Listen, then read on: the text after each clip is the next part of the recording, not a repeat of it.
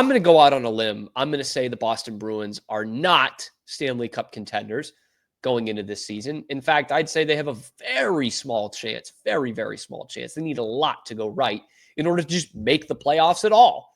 So in the NHL in 2025, that then begs the question, should the Bruins tank?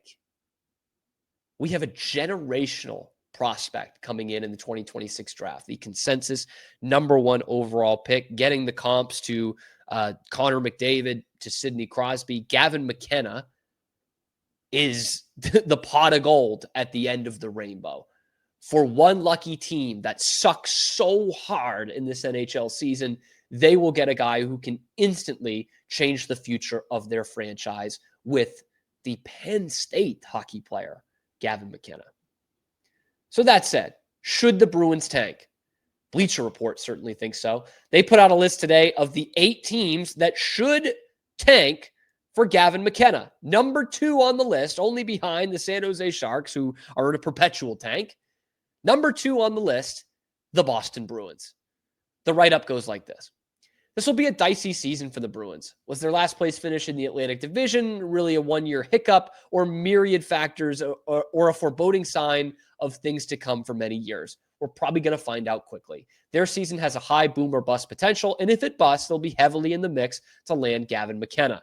Last season, they got off to a brutal start thanks to not signing Jeremy Swayman sooner than a few days before the first game of the season. Lost Bergeron to retirement the year before, culminated in a 70-point season, Jim Montgomery being fired, who was quickly hired by the St. Louis Blues, and a whole lot of swimming upstream. Next season, we will see similar questions. They didn't make any splash moves, added depth in free agency with Tanner Jeannot, Sean Corrali, and Michael Eyssimont. Re-signing Morgan Geekie was necessary but expensive, and they'll have to hope that top defensemen Charlie McAvoy and Hampus Lindholm return to their elite forms after dealing with injuries and being led by a first-time NHL coach in Marco Sturm. For the Bruins to make the postseason this year, a lot needs to go right. They need Jeremy Swayman to go back to all-star form and then some. They need Morgan Geekie to score 30 goals again. They need someone else on the team to score like 20, 25 goals, and that seems like a huge ask at this point. They need Elias Lindholm to be at least a 60-point guy, which he's only done a few times in his career playing next to some elite talent in Calgary, and they'll need their defensemen to come back healthy and be at their best. Hampus Lindholm was not at his best in 23-24, looked better going into the beginning of this season, and they'll need him to go back to where he was in 22-23. They'll need Charlie McAvoy to recover from a weird injury and be better than he was the last season plus. There's a lot that needs to go right for the Bruins to make the postseason. A lot. So should they tank for Gavin McKenna? Yes, they should. We're in a world where if you're not going to make any kind of noise, if you're nowhere near contention, why even risk it? Why not say, let's bring up the kids this year, let's see what they've got, and let's give us a shot at a top 5 pick? That's really what the Bruins should have done earlier last year and could have gotten even higher in the draft than they got at 7. And that's probably what they should do this year. I know Bruins fans don't like to hear it. I don't want to do it either. I don't want to go into a season where they just suck the whole year and you want them to suck. But any chance you have at getting Gavin McKenna, I think, is a much better chance than you have at competing in the Stanley Cup playoffs. I know there are people who will say, well, if they just get in, anything can happen. And I know. But we're talking about not a bunch of questions that need to be answered for the Bruins to be contenders. We're talking about the Bruins need a ton of questions to be answered to even be in the playoff picture, to even have a shot. A lot needs to go right for them to even have a shot at making the postseason in this division in particular. Like, okay, if all goes right, if Elias Lindholm and Hampus Lindholm and Charlie McAvoy and Jeremy Swayman and Casey Middlestat all have bounce back seasons, and David Pastrnak is still a 100-point guy, and Morgan Geekie scores 30 goals again, does that even make you better than Montreal? Does that make you better than Ottawa? It certainly doesn't make you better than Tampa or Florida or Toronto. So how are you sneaking into this thing? Where's the back door that the Bruins get into the postseason this year, and then anything can happen? I know it sucks. I don't like being so negative about it, but let's live in reality here. What is a better chance of happening this year? The Bruins getting Gavin McKenna in the NHL draft, or them making the postseason, winning a postseason series? Let's be honest with ourselves. It's Gavin McKenna.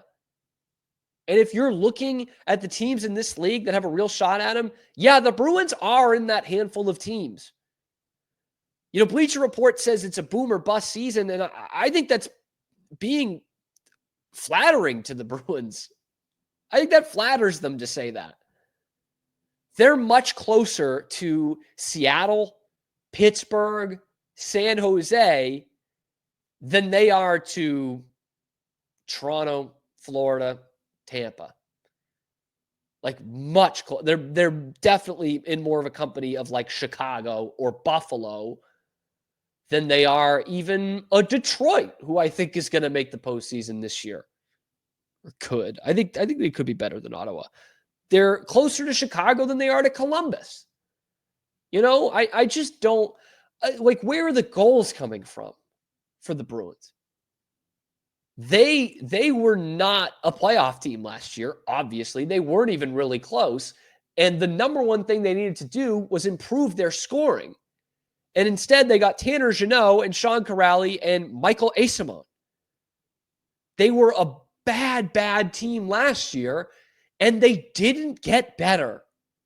And after the trade deadline, when they cleaned house, they were bar none one of the worst teams in the NHL. They were horrible.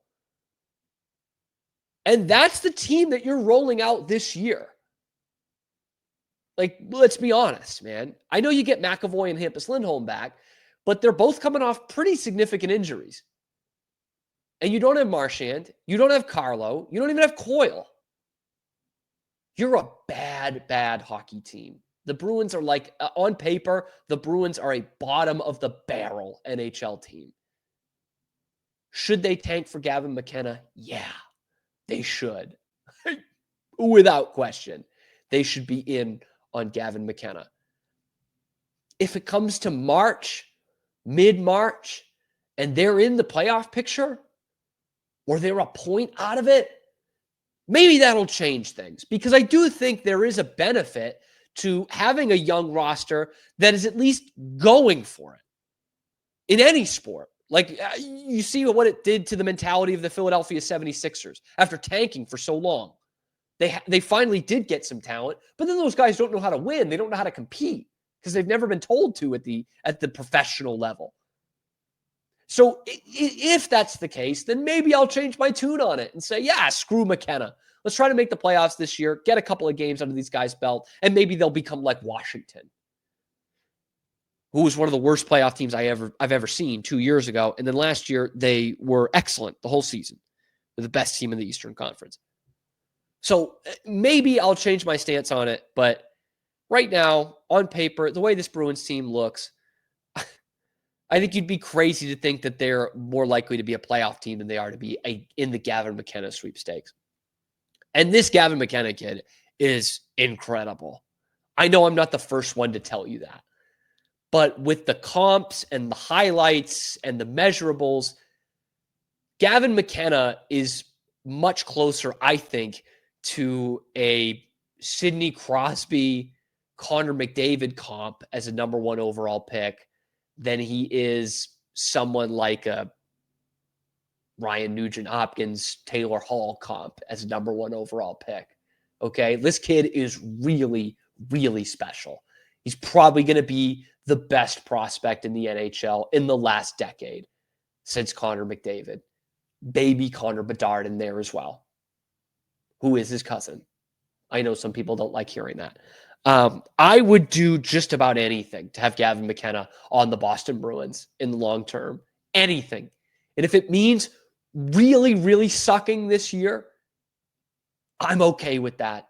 I'm okay with that. The Bruins desperately need someone who is going to be the cornerstone of their franchise for the future. The way they got Zdeno Chara in free agency in 2007. David Pastrnak is going to be one of the best players in the history of the Boston Bruins organization. He's not the cornerstone for the future. Okay?